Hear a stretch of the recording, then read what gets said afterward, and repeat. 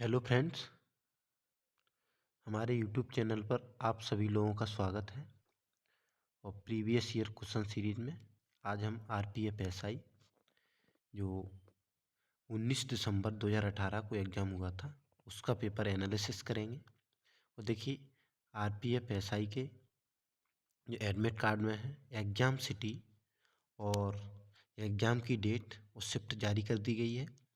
जिनके भी एग्ज़ाम 2 दिसंबर, 3 दिसंबर या 9 दिसंबर को हैं और जिनके लास्ट में एग्ज़ाम है उनकी शिफ्ट अभी जारी नहीं हुई है, तो वो भी जारी हो जाएगी।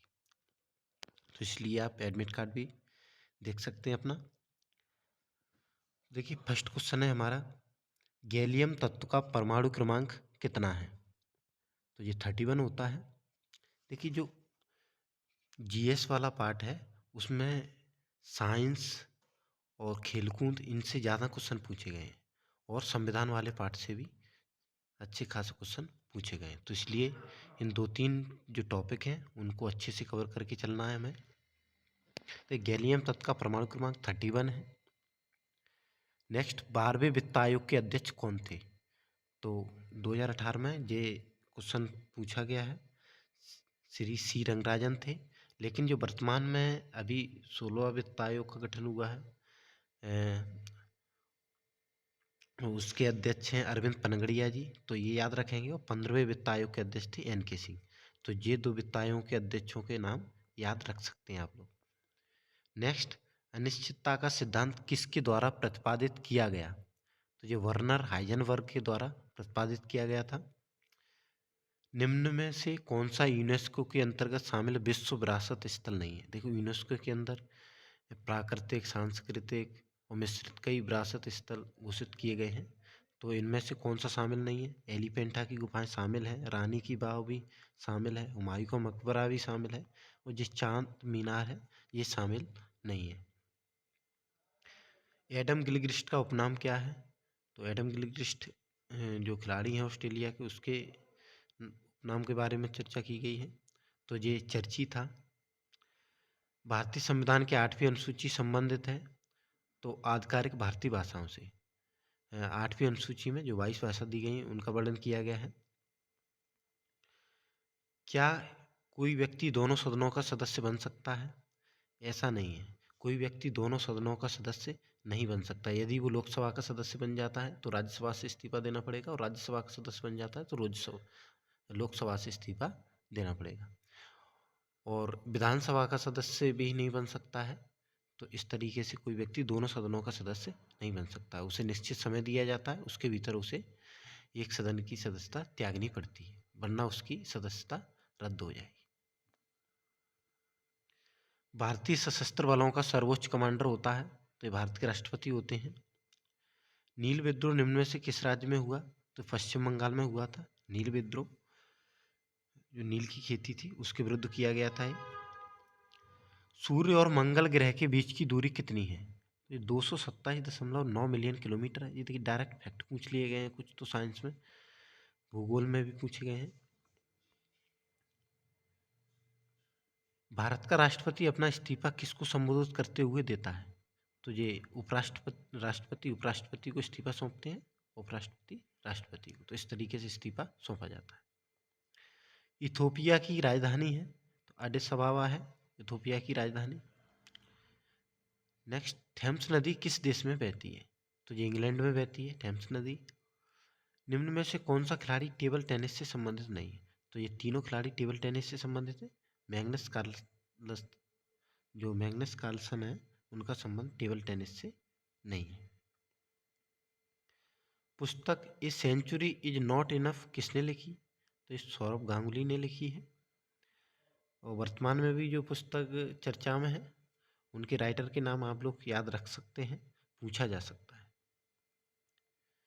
पश्च पीयूष ग्रंथि पोस्टीरियर पिट्यूटरी ग्लैंड क्या स्त्रावित करती है?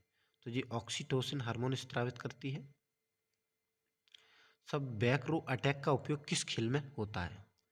तो ये वॉलीबॉल में होता है, बैक रो अटैक।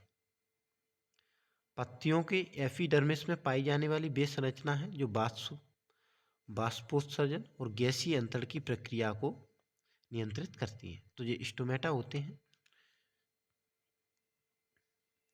19वीं शताब्दी में खोंड जनजाति के लोग कहाँ के जंगलों में निवास करते थे? तो ये उड़ीसा में पाई जाने वाली जनजाति थी, खोंड जनजाति। सामान्य तौर पर लोकसभा के सदस्यों का कार्यकाल 5 वर्षों का होता है, लेकिन इसे पहले भी खत्म किया जा सकता है। तो राष्ट्रपति कर सकते हैं और प्रधानमंत्री की सलाह पर कर सकते हैं, या फिर किसी को स्पष्ट बहुमत नहीं होता है लोकसभा में और गठबंधन की सरकार रहती, तो इस तरीके से अगर प्रधानमंत्री सलाह देते थे तो राष्ट्रपति 5 वर्ष से पहले भी लोकसभा को भंग कर सकते हैं। निम्न में से किसी अब एक पूर्ण राज्य का दर्जा प्राप्त हो चुका है? तो सिक्किम को हो चुका है, चंडीगढ़, पांडिचेरी, लक्षद्वीप ये केंद्र शासित प्रदेश हैं। आधुनिक जीवाणु विज्ञान के जनक कौन है? तो रॉबर्ट कोच हैं। ऑक्जेलिक अम्ल का आईयूपीएसी नाम क्या है? एथेनेडियोइक अम्ल है। तो देखिए आईयूपीएसी नाम बहुत सारे हैं, इतने आप लोग याद नहीं रख सकते हैं, तो कुछ क्वेश्चन को, एक दो क्वेश्चन हैं उन्हें स्किप कर सकते हैं जो साइंस के हैं और डेप्थ में पूछे गए। 1929 में भारतीय राष्ट्रीय कांग्रेस का अधिवेशन कहाँ हुआ? तो ये लाहौर में अधिवेशन हुआ था 1929 में। बोधि शब्द किस धर्म से संबंधित है? तो बौद्ध धर्म से संबंधित है। टोंगा की खाई किस महासागर में स्थित है? तो टोंगा ट्रेंच ये प्रशांत महासागर में स्थित है। एसिटिक अम्ल का आयनी कारक नियतांक कितना है? देखिए ये भी बहुत डेप्थ क्वेश्चन पूछा गया है। 1.74 इंटू 10⁻⁻5 इसका आयनी कारक नियतांक है। काकरापारा नाभिकीय ऊर्जा संयंत्र किस राज्य में स्थित है? तो गुजरात में स्थित है। ऐसे और भी याद रख सकते हैं, नरोरा उत्तर प्रदेश है, वो भी है, राजस्थान में भी है, मध्य प्रदेश में भी है। तो इस तरीके से आप जो नाभिकीय ऊर्जा संयंत्र हैं उनके नाम याद रख सकते हैं किस राज्य में है। संवेग ज्ञात करने का सूत्र है? तो द्रव्यमान गुणा वेग संवेग होता है। निम्न में से कौन सा देश भारत के साथ सीमा साझा नहीं करता है? तो ये मालदीव है, जो भारत के साथ सीमा साझा नहीं करता है। अफगानिस्तान, भूटान, नेपाल सबकी सीमा भारत से लगी हुई है। आरटीजीएस का पूर्ण रूप है? तो रियल टाइम ग्रॉस सेटलमेंट होता है आरटीजीएस। लोकसभा में निम्न में से किस राज्य के प्रतिनिधियों की संख्या सर्वाधिक है? तो उत्तर प्रदेश की संख्या सर्वाधिक है। पुस्तक the archaeology of efficient ancient Indian cities तो किसकी है?